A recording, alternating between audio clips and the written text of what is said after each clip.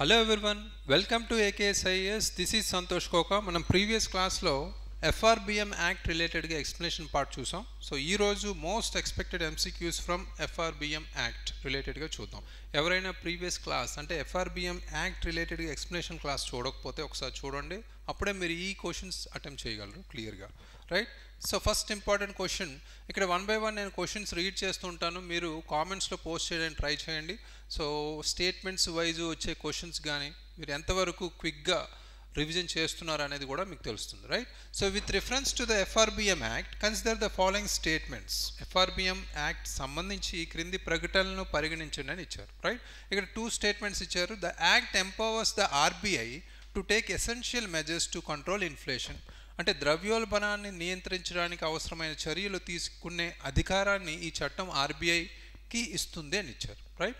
So అదేవిధంగా the act mandates eliminating the revenue deficit and building adequate revenue surplus over time, ఆదాయ లోటును తొలగించి సకాలంలో తగినంత ఆర్థిక మిగులును నిర్మించాలని ఈ చట్టం కోరుతుందని ఇచ్చారు. ఈ 2 స్టేట్మెంట్స్ మనం నిన్న స్టార్టింగ్ FRBM యాక్ట్ ఎలా స్టార్ట్ అయింది అంటే 2003లో దాన్ని పార్లమెంట్ తీసుకురావడం జరిగింది అనేది చెప్పుకున్నాం.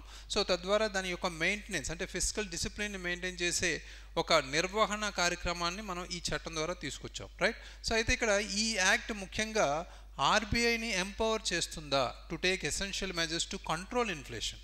సో ఈ స్టేట్మెంట్ కొంత కన్ఫ్యూజ్ స్టేట్మెంట్గానే తెలుస్తుంది అందరికీ, ఎందుకంటే జనరల్గా ఇన్ఫ్లేషన్ని మేనేజ్ చేసేది మనకి RBIకి ఫుల్ పవర్స్ అనేవి ఇవ్వడం, అంటే ఇన్ఫ్లేషన్ మేనేజ్మెంట్కి సంబంధించి RBI యాక్ట్ ద్వారా మనకి ఫుల్ పవర్స్ అనేవి ఉంటాయి, రైట్? సో అయితే ఇక్కడ ఫిజికల్ డిసిప్లిన్కి సంబంధించి ఎటువంటి రిలేషన్ ఉండదు. ఎక్కువ జనరల్గా ఇన్ఫ్లేషన్ కంట్రోల్ చేసే విధంగా అంటే ఇన్ఫ్లేషన్ మేనేజ్ చేసే సంబంధించి ఇక్కడ పర్టికులర్గా ఫిజికల్ డిసిప్లిన్కి సంబంధించి ఏమీ ఉండదు, రైట్? కనెక్షన్ ఏమీ ఉండదు. బట్ ఇక్కడ this act empowers the RBI to take essential measures to control inflation అని ఇచ్చారు. ఇక్కడ కన్ఫ్యూజ్ అవ్వాల్సింది ఏం లేదు, మనం నిన్న చెప్పుకున్నాం ప్రీవియస్గా ఇండైరెక్ట్లీ అన్నాం, రైట్? ఇండైరెక్ట్లీ అంటే ఏంటి, ఇక్కడ ముఖ్యంగా గవర్నమెంట్కి సంబంధించి మనం చూస్తే గవర్నమెంట్ RBI నుంచి బారోయింగ్స్ అనేది తీసుకుంటుంది, రైట్? సో ఈ physical responsibility budget management act ఏం చేసింది, ఈ బారోయింగ్ ఏదైతే ఉందో దాన్ని లిమిట్ చేసిందనమాట, రైట్? ఈ యాక్ట్ ద్వారా దాన్ని లిమిట్ చేస్తుంది, రైట్? సో ఎప్పుడైతే లిమిట్ చేస్తుందో ఇక్కడ RBIకి కొంత ఎంపవర్మెంట్ అంటే ఈ measures essential measures to control inflation తీసుకునే చర్యలు కొంత అవకాశం ఏర్పడింది అనమాట, రైట్? సో ఈ లిమిటేషన్స్ వల్ల అంటే గవర్నమెంట్ బారోయింగ్ తగ్గించడం లేదా లిమిట్ చేయడం వల్ల RBI కొంత స్కోప్ కలిగింది ఇన్ఫ్లేషన్ని కంట్రోల్ చేయడానికి, రైట్? సో ఇండైరెక్ట్గా మనం చెప్పొచ్చు, రైట్? అయితే ఈ statement correct. Next, the act mandates eliminating the revenue means ఆదాయ లోటును తొలగించి సకాలంలో తగినంత ఆర్థిక మిగులును నిర్మించాలని చట్టం కోరడం కూడా మనం నిన్న డిస్కస్ చేసుకున్నాం. So main theme both 1 and 2 are the correct options. C is the correct option. Next important second question, consider the following statements regarding the NK Singh Committee on FRBM Act. So నేను discuss చేసుకున్నాం first FRBM act, physical consolidation, at the same time మనకి NK Singh committee recommendations, 15th finance commission recommendations. ఈ 4 important core థీమ్స్గా మనం చెప్పుకున్నాం. It recommended replacing the physical deficit target with a డెబ్ట్ to GDP target, ఆర్థిక లోటు లక్ష్యాన్ని GDPపై రుణ లక్ష్యంతో భర్తీ చేయాలని సిఫార్సు చేసింది అని ఇచ్చారు, రైట్? సో మనం నిన్న చెప్పుకున్నాం డెబ్ట్ టు GDP రేషియో టార్గెట్ అనేది టోటల్ ఆల్మోస్ట్ 60% తీసుకుంది, రైట్? సో అయితే ఇక్కడ 40% సెంటర్ అండ్ 20% స్టేట్స్కి సంబంధించి డివిజన్ అనేది జరిగింది, right? It recommended a combined డెబ్ట్ to GDP ratio of 60% to be achieved by 2024 to 25 అని ఇచ్చారు, రైట్? సో ఇది కూడా మనం టోటల్ 60% అనేది కూడా చెప్పుకున్నాం, right? It suggested no deviation from target should allowed under any circumstances అన్నారు. నిన్న మన కమిటీ రికమెండేషన్ సంబంధించి చూస్తే కొన్ని ఎక్స్ట్రీమ్ సర్కమ్స్టెన్సెస్ ఏవైతే ఉన్నాయో వాటి గురించి కూడా ఈ కమిటీ చెప్పడం జరిగింది. ఆ సర్కమ్స్టెన్సెస్ ఏంటి, ఇక్కడ war, right? War or national security కావచ్చు, లేదా న్యాచురల్ కెలామిటీస్ అంటే ప్రకృతి వైపరీత్యాలు సంభవించిన పరిస్థితులు కావచ్చు, లేదా కొన్ని ఫినాన్షియల్ స్ట్రక్చరల్ రిఫార్మ్స్ కావచ్చు. అంటే ఆర్థికపరమైన నిర్మాణ మనకి వ్యూహాలు ఏవైతే ఉన్నాయో దానికి సంబంధించి, రైట్. సో ఇవి కూడా మనకి కొన్ని సర్కమ్స్టెన్సెస్గా చెప్పుకోవచ్చు. బట్ ఇక్కడ నో డీవియేషన్ అని ఇచ్చారు ఆ టైంలో. అంటే ఇలాంటి కొన్ని పర్టిక్యులర్ సర్కమ్స్టెన్సెస్లో 0.5% డీవియేషన్ జరగచ్చు అనే ఎక్సీడింగ్ ఒక లిమిట్ అయితే ఇచ్చారు, రైట్. సో ఇది నో డీవియేషన్ అనేది wrong statement. Both are 1, 2 are correct, right. So 1, 2 is the correct option ఇక్కడ. Next important question, which of the following are part of the grounds where deviation from fiscal targets is allowed as per NK Singh committee? NK Singh committee ప్రకారం ఆర్థిక లక్ష్యాల నుండి వైదొలగడానికి అనుమతించగల కారణాలు ఈ క్రింది వాటిలో భాగంగా ఉన్నవేవి? ఇందాక మనం చెప్పుకున్నవే డీవియేషన్స్ ఏవైతే ఉన్నాయో, కొన్ని సర్కమ్స్టెన్సెస్ లేదా సిచ్యువేషన్స్ ఏవైతే ఉన్నాయో అవి ఇచ్చారు, right. War or national security concerns, యుద్ధం లేదా జాతీయ భద్రతకు సంబంధించిన ఆందోళనలు ఎప్పుడైతే ఉన్నాయో వాటిని కూడా మనం ఇక్కడ తీసుకోవాలి. Next, collapse in agriculture affecting output and income, వ్యవసాయంలో క్షీణత ఉత్పత్తి మరియు ఆదాయాన్ని ప్రభావితం చేస్తుంది అనేది కూడా ఇచ్చారు, రైట్. ఈ కండిషన్స్లో లేదా fall in GDP growth below 3% of average of past 4 quarters, అంటే గత 4 త్రైమాసికాల సగటులో 3% కంటే తక్కువ జీడిపి వృద్ధి చెందినప్పుడు, రైట్. సో ఇది కూడా ఒక condition. Physical impact of major structural reforms, అంటే ముఖ్యమైన నిర్మాణాత్మక సంస్కరణల ఆర్థిక ప్రభావం, రైట్. నిన్న చూసుకుంటే అగ్రికల్చర్ కొలాప్స్ ఎప్పుడవుతుంది? వ్యవసాయంలో క్షీణత, సో కొన్ని న్యాచురల్ కెలామిటీస్ టైంలో. అదేవిధంగా war or natural securities concerns కూడా ఒక పర్టికులర్ సిచ్యువేషన్ చెప్పారు NK Singh కమిటీ రిలేటెడ్గా, right. Fall in GDP growth below 3% of average of past quarters, అంటే కొన్ని ఫినాన్షియల్ సర్కమ్స్టెన్సెస్, ఫర్ ఎగ్జాంపుల్ మనకి COVID-19 లాంటి సిచ్యువేషన్స్ కానీ, లేదా కొన్ని మనకి 2008 ఆర్థిక సంక్షోభం, ప్రపంచ ఆర్థిక సంక్షోభం లాంటి పరిస్థితులు కానీ నేపథ్యంలో కూడా ఇది జరగచ్చు, right. Physical impact of major structural reforms, అది క్లియర్ కట్గా మెన్షన్ చేశారు. పర్టికులర్గా ఎక్సెసివ్ మనకి ఉన్న సర్కమ్స్టెన్సెస్ ఏవైతే ఉన్నాయో, అడిషనల్గా మనకున్న వార్ ఆర్ నేషనల్ సెక్యూరిటీ కావచ్చు, న్యాచురల్ కలామిటీస్ కావచ్చు, అదేవిధంగా దాంతోపాటు ఫినాన్షియల్ స్ట్రక్చరల్ రిఫార్మ్స్, అంటే ఆర్థికపరమైన నిర్మాణ సంస్కరణలు తీసుకున్నప్పుడు కూడా ఇది వర్తిస్తుంది, right. Total 1, 2, 3, 4 D option is correct option, right. So అది ఇక్కడ అబ్జర్వ్ చేయాలి. Next important question, consider the following statements with reference to physical deficit under FRBM act. FRBM act కింద ఆర్థిక లోటుకు సంబంధించి క్రింది ప్రకటనలు పరిగణించండి. Physical deficit is the difference between total expenditure and total revenue excluding borrowings అని ఇచ్చారు. అంటే ఆర్థిక లోటు అంటే రుణాలు మినహాయించి మొత్తం వ్యయం మరియు మొత్తం ఆదాయం మధ్య వ్యత్యాసం, రైట్. సో ఇది perfect definition, right. Physical deficit అంటే ఏంటి చెప్పుకున్నాం నిన్న? ఆర్థిక లోటు అంటే టోటల్ ఎక్స్పెండిచర్ ఏదైతే ఉందో దాన్ని మనం మైనస్ మనకున్న టోటల్ రెవెన్యూ, అంటే టోటల్ రెవెన్యూ అంటే ఎక్స్క్లూడింగ్ బారోయింగ్స్, ఇక్కడ అది గమనించాలి, right. Excluding borrowings, right. So ఇది perfect definition. Next, the FRBM act targeted reducing fiscal deficit to 3% of GDP by 2008 to 9. 2008-9 నాటికి ద్రవ్యలోటును జీడిపిలో 3% తగ్గించాలని FRBM చట్టం ఉద్దేశించబడింది. అంటే 2003 చట్టం టైంలోనే మనం ఈ టార్గెట్ పెట్టుకున్నాం. ఒకటి మనకి ముఖ్యంగా మనకున్న రెవెన్యూ డెఫిసిట్ని కంప్లీట్గా ఎలిమినేట్ చేయాలి 2008 కల్లా, అదొక టార్గెట్ పెట్టుకున్నాం.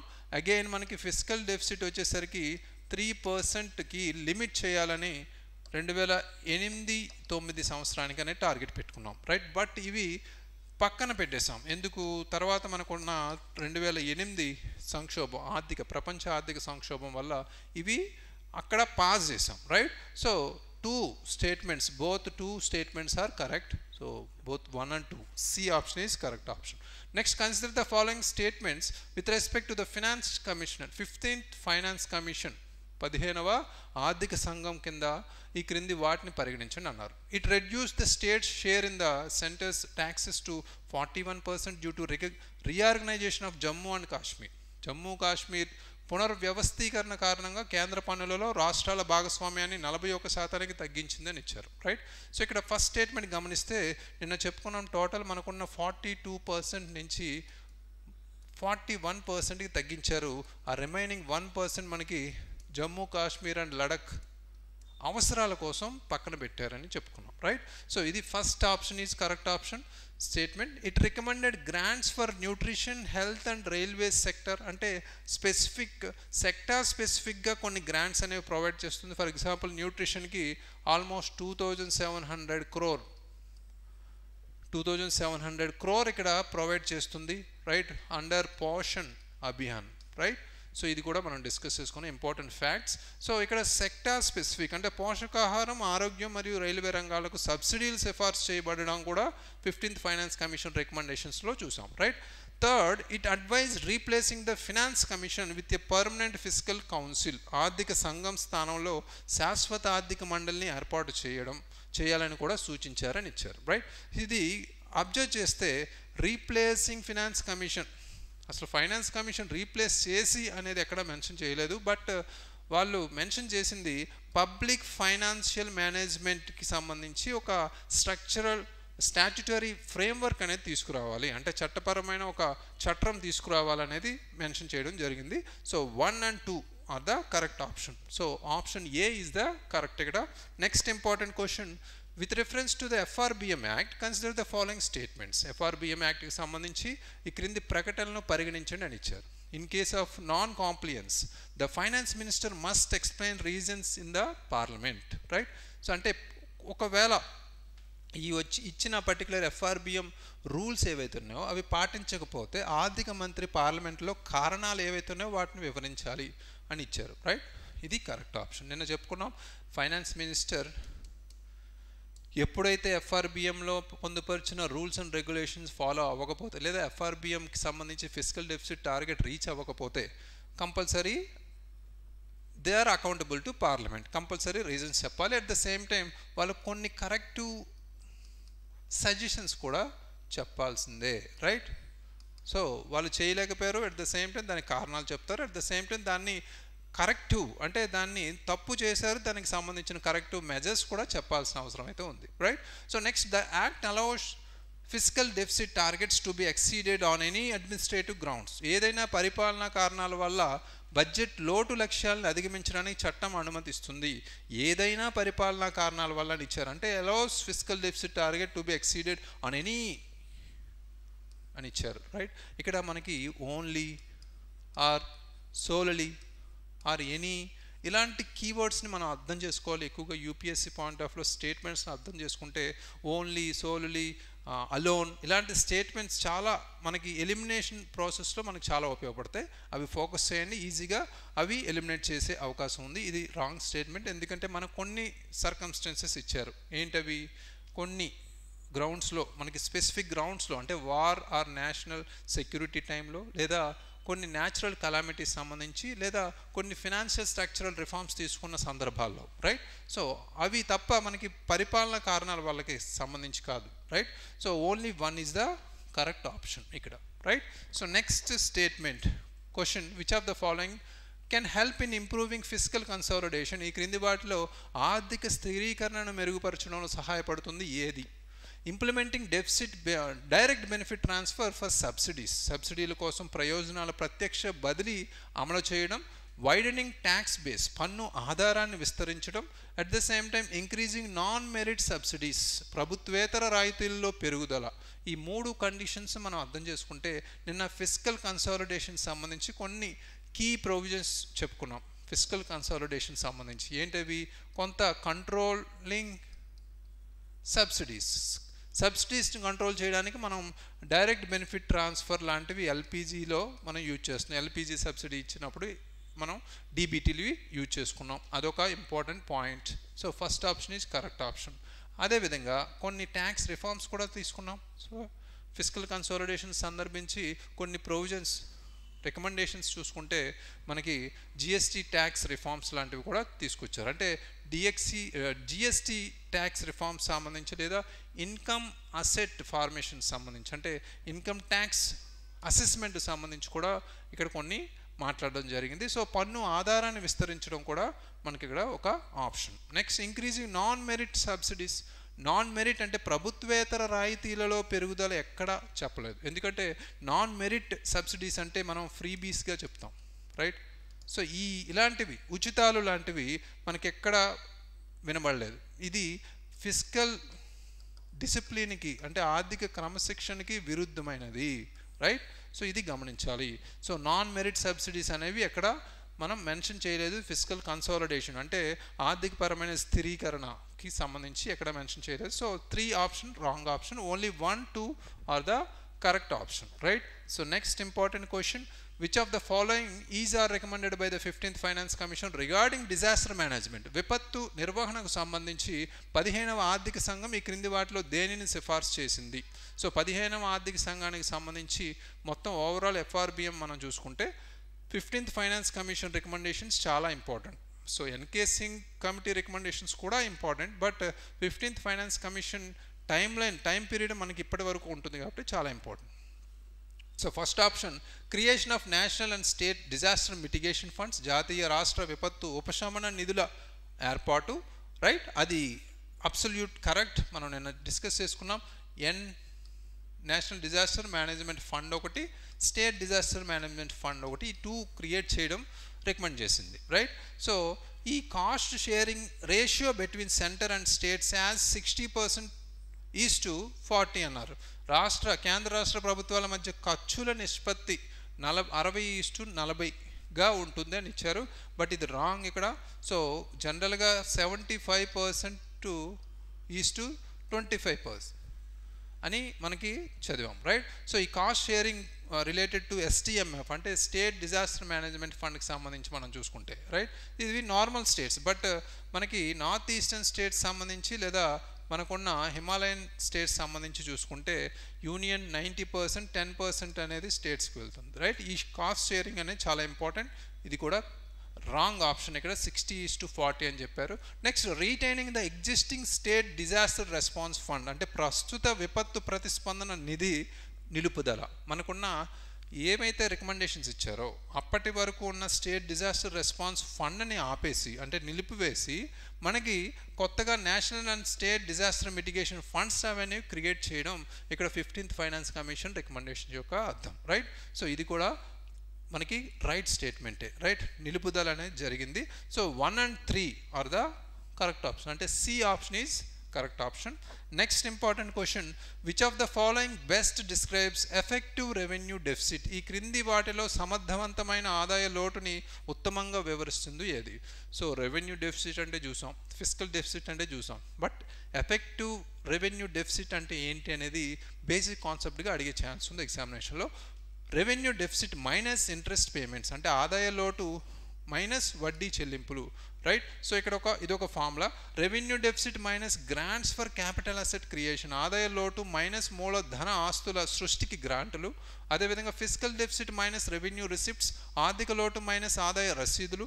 Total expenditures minus revenue receipts, మొత్తం వ్యయం మైనస్ ఆదాయ రసీదులు అని ఇచ్చారు. ఇది గమనిస్తే మనకి fiscal deficit minus revenue receipts అనేది ఇక్కడ మనం ఒక్కొక్కటి ఎలిమినేట్ చేసుకుంటే total expenditure minus revenue receipts అనేది అసలు ఫార్ములా లేదు మనకి. ఫిస్కల్ డెఫిసిట్ అంటే total expenditure minus total revenue, మనకి టోటల్ రెవెన్యూ అనేది ఇక్కడ వస్తుంది, right. So minus borrowings, right. So అయితే రెవెన్యూ డెఫిసిట్ వచ్చేసరికి మనకి టోటల్ ఎక్స్పెండిచర్ మైనస్ మనకున్న టోటల్ రిసిప్ట్స్, రెవెన్యూ రిసిప్ట్స్ అనేది తీసుకోవచ్చు. బట్ ఇక్కడ minus grants for capital asset creation అంటే క్యాపిటల్ అసెట్ క్రియేషన్ సంబంధించి గ్రాంట్స్ అనేవి ఏవైతే ప్రొవైడ్ చేస్తుందో గవర్నమెంట్, అది మైనస్ చేస్తే మనకి ఎఫెక్టివ్ రెవెన్యూ డెఫిసిట్ అనేది వస్తుంది. ఈ ఎఫెక్టివ్ రెవెన్యూ డెఫిసిట్ ఎందుకు తీసుకున్నారంటే ముఖ్యంగా మనకున్న COVID-19 టైం నుంచి మనకున్న సంక్షోభం దృష్ట్యా దీన్ని మనం స్టార్ట్ చేయడం జరిగింది, రైట్. అంటే అప్పటి నుంచి ఉన్న ఎఫెక్టివ్ రెవెన్యూ డెఫిసిట్ మనకున్న న్యూ రియాలిటీస్ సందర్భంలో దీన్ని తీసుకోవడం జరిగింది, రైట్. ఇక్కడ correct option B, revenue deficit minus grants for capital asset creation. Next, with reference to the 15th finance commission grants to local bodies consider the following statements. స్థానిక సంస్థలకు 15వ ఆర్థిక సంఘం ఇచ్చే రాయితీలకు సంబంధించి క్రింది ప్రకటనలు పరిశీలించండి అని ఇచ్చారు. ఫస్ట్ స్టేట్మెంట్ గమనిస్తే total grant was over 2.9 lakh crore for 2022 to 21. 2020-21 సంవత్సరానికి మొత్తం సబ్సిడీ 2.9 లక్షల కోట్లకు పైగా ఉంది అని ఇచ్చారు. So absolute correct. ఇది మనకున్న 2.9 lakh crore అనేది ఇక్కడ డెవల్యూషన్ అనేది జరిగింది.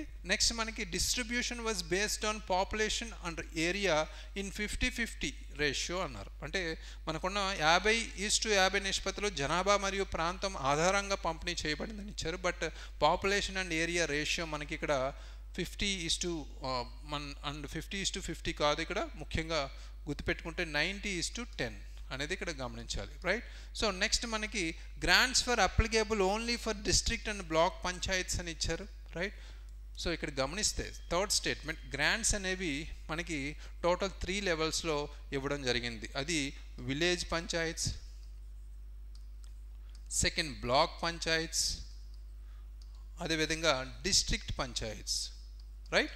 సో ఈ 3 లెవెల్స్లో మనకి ముఖ్యంగా ఈ డెవల్యూషన్ ఏదైతే గ్రాంట్స్ ఉన్నాయో అప్లికేబుల్ అవుతాయి, రైట్. నాట్ ఓన్లీ జిల్లా బ్లాక్ పంచాయతీలకు మాత్రమే కాదు, రైట్. సో థర్డ్ స్టేట్మెంట్ కూడా రాంగ్ స్టేట్మెంట్. సో ఇలా కన్ఫ్యూజ్ చేసే అవసరం అనుగుణంగా ఇచ్చే అవకాశం ఉంది ఎగ్జామ్లో. సో అది మనం ప్రాపర్గా కొన్ని రికమెండేషన్స్ పరంగా మనం ఎప్పటికప్పుడు రివైజ్ చేసుకుంటే ఈజీగా గుర్తుంటుంది. So only 1 is the correct option ఇక్కడ, రైట్. సో ఇక్కడ మనం తీసుకున్న FRBM యాక్ట్ సంబంధించి basics and also FRBM act సంబంధించి అమెండ్మెంట్స్, ఫిజికల్ కన్సాలిడేషన్ అంటే ఏంటి, ఫిజికల్ కన్సాలిడేషన్ సంబంధించి మనకున్న రికమెండేషన్స్, అదేవిధంగా ఎన్కే సింగ్ కమిటీ ఎప్పుడు ఫామ్ అయింది ఏంటి, దాని పరిధి ఏంటి, at the same time NK Singh గారి recommendations, at the same time 15th finance commission ఎప్పుడు రిపోర్ట్ ఇచ్చింది, అదేవిధంగా దేనికి సంబంధించి, అదేవిధంగా వాటి యొక్క రికమెండేషన్స్, ఇవన్నీ చాలా ఇంపార్టెంట్. సో ఇవి ఈ 10 important questions related to FRBM act మనకి ఇవే రిపీట్ అయ్యే అవకాశం ఉంది కన్ఫ్యూజ్ స్టేట్మెంట్స్తో, right. So please revise it. Thank you very much. All the very best.